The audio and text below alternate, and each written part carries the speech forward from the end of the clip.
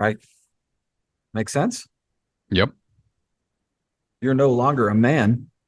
You are in the legal system. You are now property, Right. and this You're a goes. citizen, and you agree, right? That's right.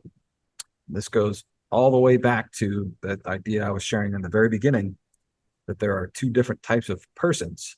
Right? There's this natural person, and there is the artificial or juridical person.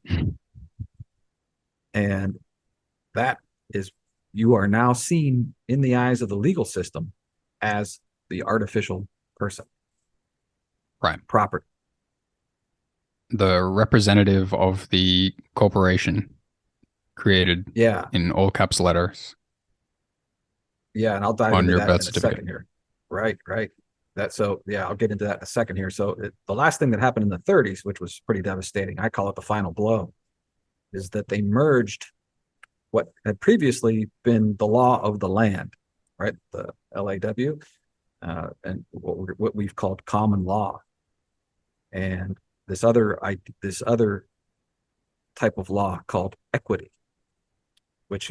which was the right, which was the deal. Basically, only a judge can make final decisions as the representative of the king. Well, this is equity law. So they merged these two together and they called it the Rules of Civil Procedure, is the official name of it. So you're saying there was some this equity thing, like it existed. It was literally something where the judges were given what permission by the kings to rule or over cases or something. Yeah, the so this is what they did in England was that it was became too much for the king to rule on all these different events that were happening in his kingdom. Hmm. It was just too much to deal with every little dispute and spat. And Right. so some of these people in some of the liege lords said, "We'll speak, we'll decide as you would decide, dear king." Uh huh. And this is what it was called chancery. So it was the Okay. chancery courts or the chancel. And that's how this idea got started, that what once the king could just decree something and say, "I decree that Matt, you win this case, and that's my final Hmm. decree." That was it. Right. So he And passed that on to people, and then they probably passed it on to other people, and now we have judges under equity law or something. right, so the judge is that person that the king passed off these decisions to, Oh, going okay. back 500 years. That's the court of equity, and it's actually a powerful court, and it's a necessary court for a lot of different reasons. So it's not to say that equity is bad, but by merging, here's the key: because they merged them, they knocked out this notion that the judge is the referee and that the jury decides on the law and the facts. That's what it killed. Hmm. You understand? Yep. Now you go to court, and the judge is the boss, and whatever he says goes, and the bailiff and everybody in the room, whatever he says, that's it. He slams his gavel, it's over. He's the decider or she's the decider on what happens in your case. Right. So court used to be you'd have a spat with someone, and then you'd go and you'd want to have a debate with them and an argument, and you'd have this referee, saying, "Oh, well, hold on, you haven't, made sense there, so that's not fair to say." And you'd be like, "Oh, yes, I agree with you, good sir."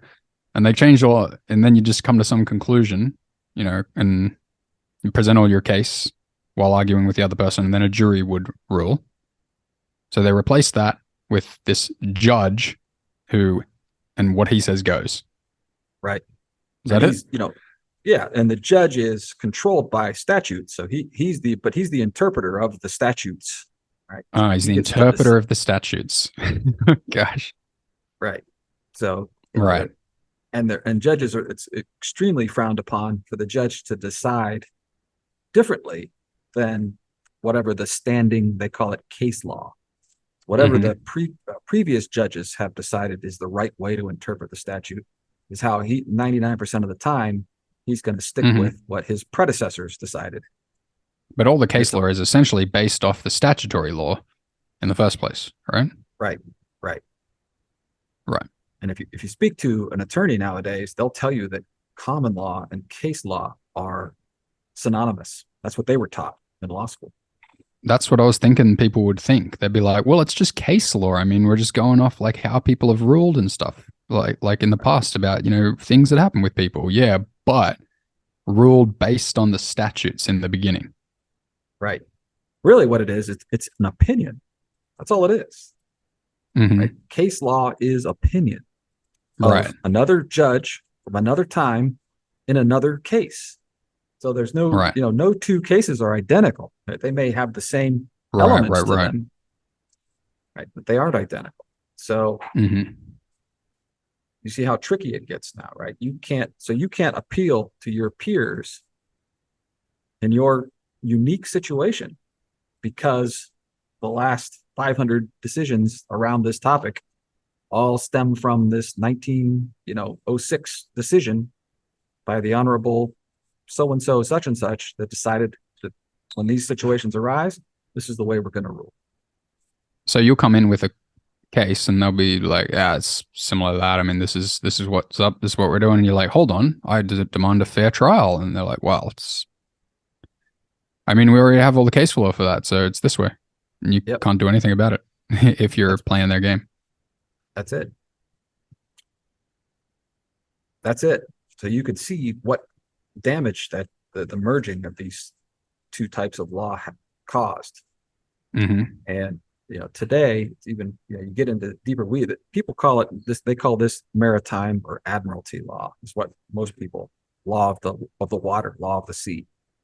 Mm-hmm. And it's really it's neither common law or equity. It's this new form of jurisdiction.